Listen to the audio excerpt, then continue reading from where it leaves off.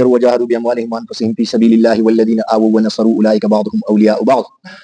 بشک هغه خلک چې ایمان راوړل دا هجرت کړل او جهاد کړل خپل ملونو او خپل جنونو سره دی الله په لار کې او هغه خلک چې دغه ته ټیکانا ورکا او دغه مدد وکړل دا خپل منځو کې دی یو بل دوستون دي. والذین آمنوا ولم يهاجروا ما لكم من ولايتهم من شيء حتى يهاجروا او هغه خلک چې ایمان خیر وړل دا خو هجرت تاسو سره نه کړه نو تاسو هغه سره هیڅ قسم سروکار نشته دا چې پر یو هجرت نه وی کړه. وان استنصروکم فی الدین فعلیکم النصر الا علی قوم بینکم وبینهم میثاق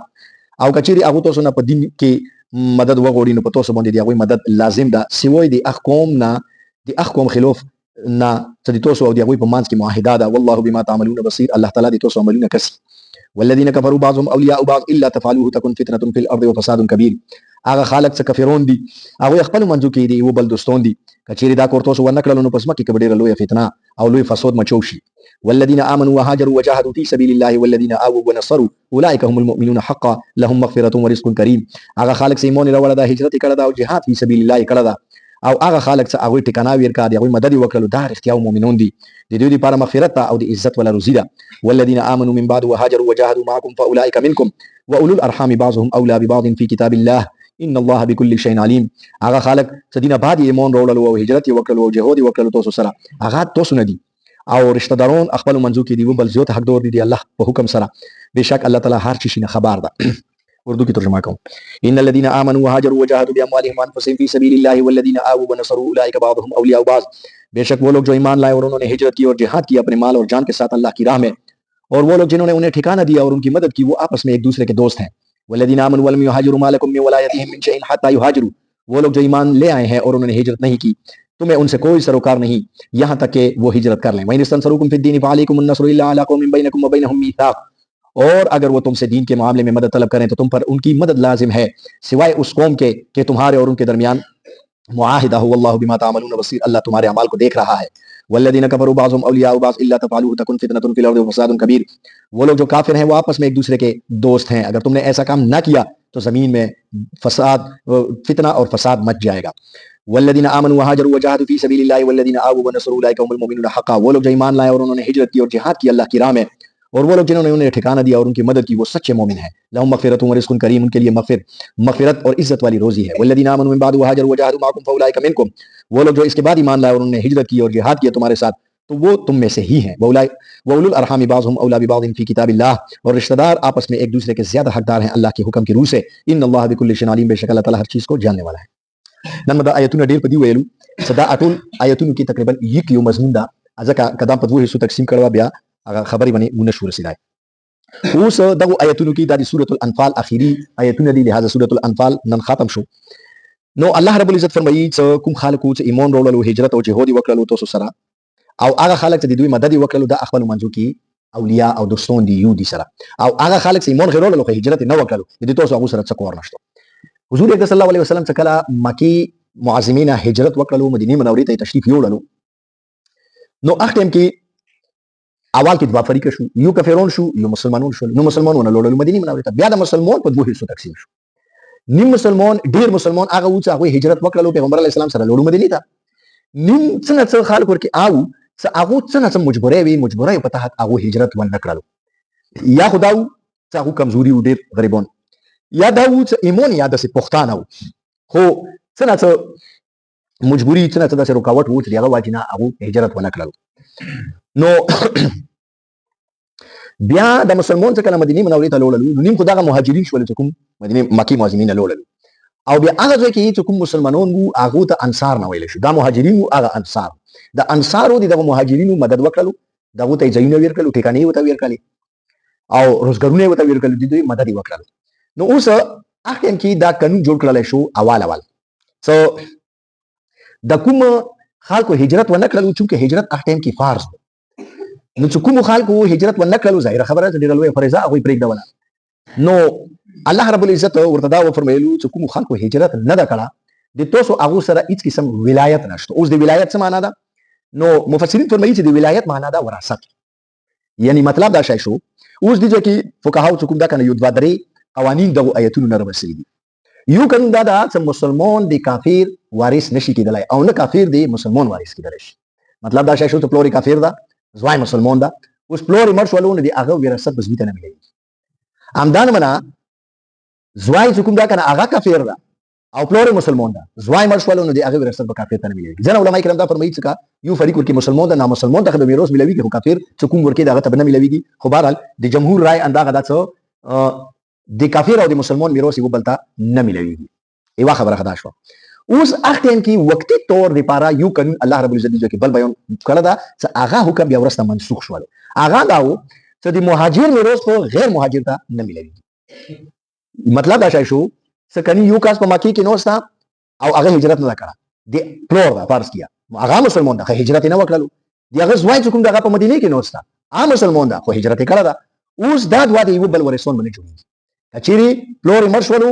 په مکی کې نو د هغه زوی ته به میراث نه ملويږي او نه د زوی ولا چې مکی مدینه کې کوم پروت ویلي چې اخر کې دا ارزي حکم بیا څه کله مکه فتح شولا نو حضور صلی الله علیه وسلم بیا دا فرمایلی چې لا هجرت بعد الفتح، څو فتح مکه نه بعد بیا هجرت نشته ده. نو لہذا علماء کرام فرمایي چې دا حکم بیا منسوخ شول. اوس دا شای نه ده، اوس مطلب دا شای ده چې مهاجر هغه به کوم دا کنه غیر مهاجر ته د هغه میراث ملويږي. یو دویم قانون اخر کې دا وو څو اول څه کله دغه مکینه خلق روغلو مدینه ته نو حضور صلی الله علیه وسلم بیا په ماس کې مواخات وکړلو.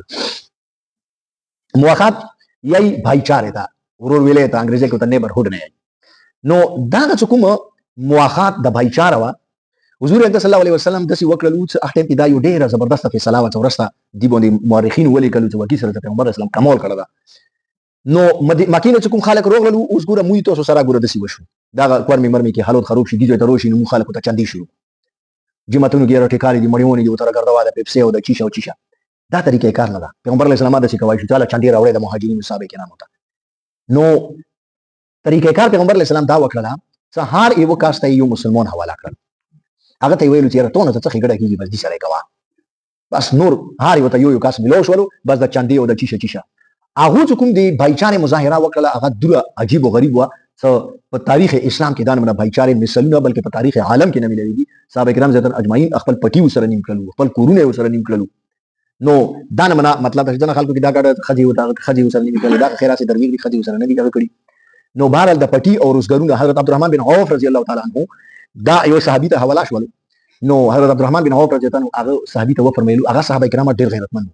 ټول داسې یو نیم ځای کې داسې کیس وشو. اکثر صحابه کرام ورته دا فرمایلو چې موږ خپل سونو باندې ګټو، خپل مهنت مزدوري کوو، په تاسو مو بوج نه جوړیږي. حضرت عبدالرحمن بن عوف رضی الله تعالی عنہ چې چوته وکړل شو هغه ته ویل چې زه ته هیڅ قسم هغه بوج درمنې نه جوړیږي، صرف متدا وکړه د بازار یار ته وخه.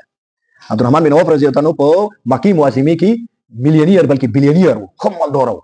خو قلاش شو. چې کله مدینه ته راغلل د 2 روپیا محتاج شول، ځکه ته هر څه مغزه کې پریږدول. چې کله دل راغلل ورته فرمایلی چې ماته د بازار یار وخه. هغه ته چې بازار دا غره بوې ته دا بازار کې روزګار شروع کو، مزدوري د سی واخرول عبدالرحمن بن عوف رضی الله تعالی عنہ غلامان خستلو او بیا زدول خستلو دور دولت ور سره وو 30000 غلامان وخستلو بیا زود کړل. د څه کې دا یو کې د بود بو کې د پندو کې 30000 غلامان څخه د بدون مالدار شو. نو بهرحال هغه مواخات د صحابه کرام زتر اجمعین په مابین کې نو اختن کې ارزي تور باندې دا حکم وو چې د مهاجر او انصاری په مانځ کې دوه ورونو مانځ کې د کوم پیغمبر اسلام مواخات جوړ کړل چې کوم یو مرشي دغه میراث باغ بل ورته ملوي. نو دا حکم چې کوم دا کنه بیا منسوخ شول. او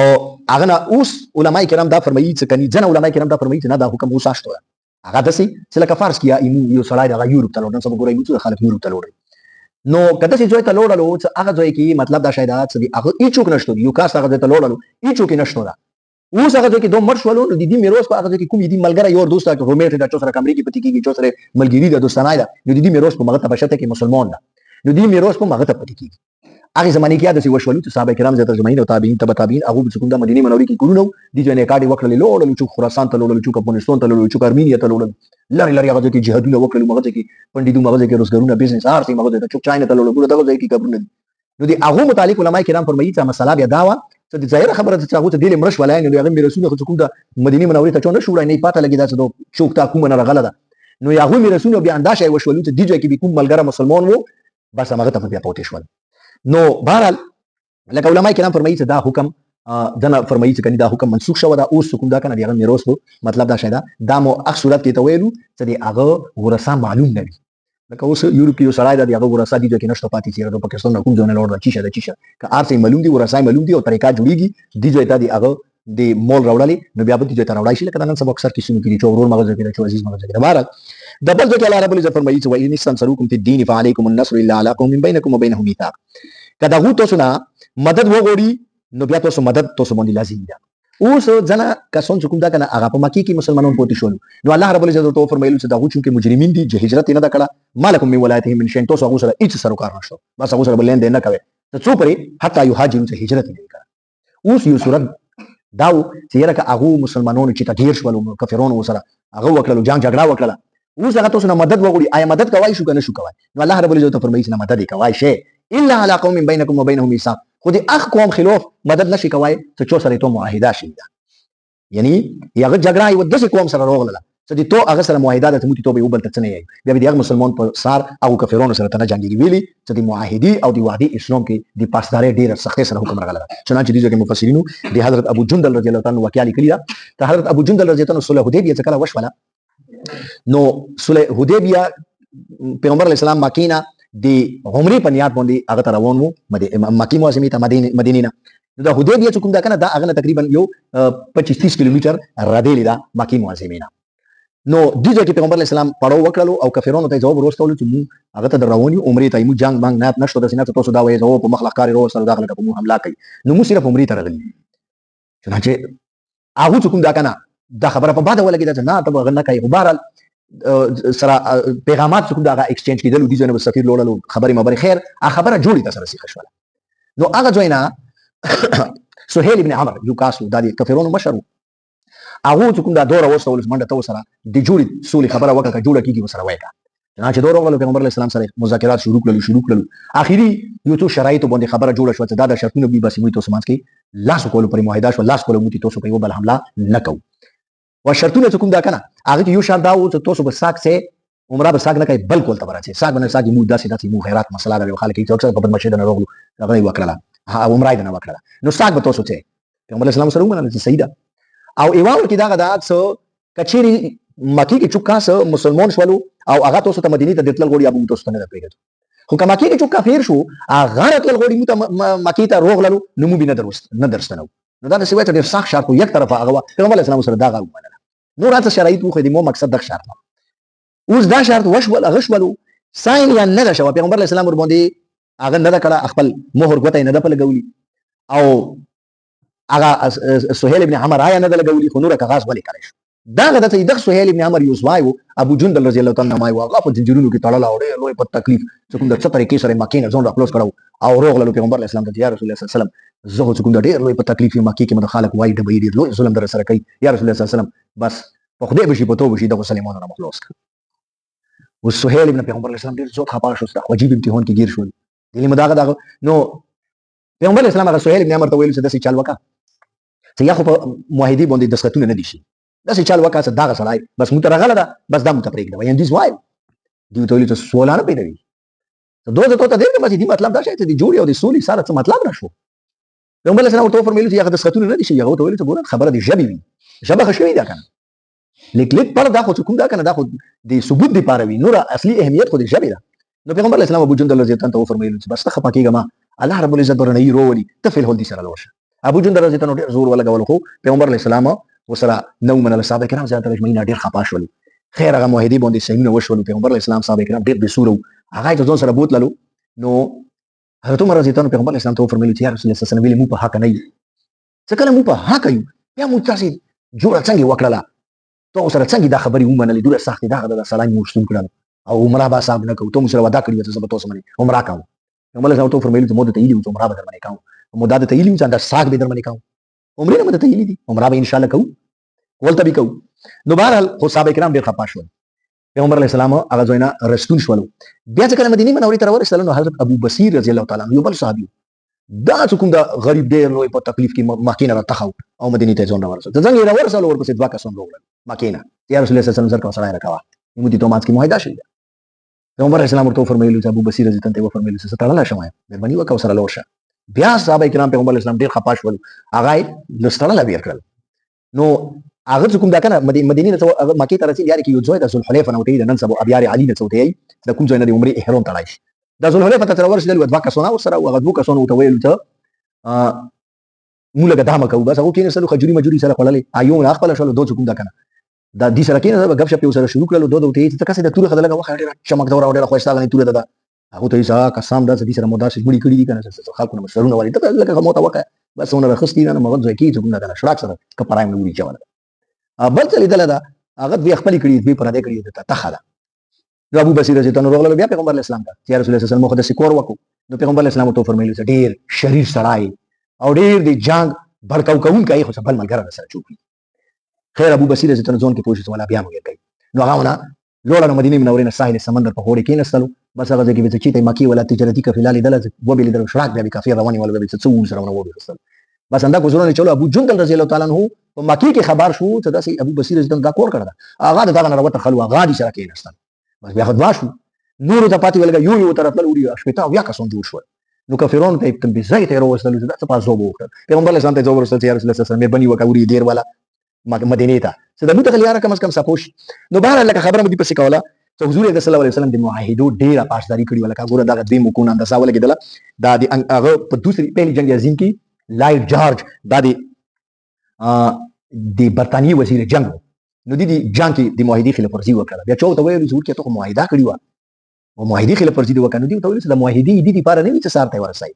معاهدې وخت گزاري دی پاره د ټیم پسې دی پاره بس موږ ما ټیم په تیر کړو کوم ټیم کې معاهدې ضرورت اوس ضرورت نشته لوړ راغله اسلام دانی پیغمبر اسلام ته ګور الله رب العزت فرمایي چې فعليكم النصر الا على قوم بينكم وبينهم ميثاق مدد به سره کوي خو د اخ قوم خلاف نه چې سره معاهده کړی دا او کفرون متعلق فرمایي چې ولذین کفروا بعضهم اولیاء بعض د کفرون خپل منځو کې دی وبل اولیاء دي مطلب دا چې کافر مر شو دغه میراث په کافر ته ملويږي مسلمان ته دغه میراث نه ملويږي نو بار دا حکم بیا منسوخ شول الله رب العزت اخیری آیت کې فرمایي چې والذین آمنوا من بعد وهاجروا وجاهدوا معكم فاولئک منکم واولو الارحام بعضهم اولى ببعض اول د میراث حکم داو چې د کوم مواخات ولا ملګری دي د انصاری به مر شول دغه مهاجر ته مهاجر ولا انصاری ته ملويدل بیا ورسته دا حکم ختم شول سنا اولو الارحام یعنی رشتہ دارانو ته ملويږي دغه څوک اټول نه اول څوک دا کنه ذویل فروز نه وتی اول به څوک دا کنه ذویل فروز ته ملويږي یعنی ذویل فروز هغه رشتہ دارون ته چې د چا حصہ په قران مجید کې تفصیل سره بیان شوی دا چنانچه څلورمه سپاره کې ټول تفصیل ورکیدا او چې د کوم نه دا بیان بیا نه بعد حسابات دي حسابات هغه رشتہ دارون ته یي چې د پلور طرفنه کومي رشتي دي لکه تر دا ورور دا د سړي زوای دا دا رشتي چې کوم دي بیا به دغه ته ملويږي هغه نه بعد کوم دا د اولو الارحام نه بار چی نور رشتہ دارون ته یعنی کدا غانوي حسابانوي بیا به کوم دا د مور طرفنه کوم رشتہ دارون دي بیا به هغه ته ملويږي کا غانوي بیا به بیت المال ته الله د متنی کمال توفیق نصیب واخره الحمد لله ولا قبة للمتقين وصلى الله على سيدنا محمد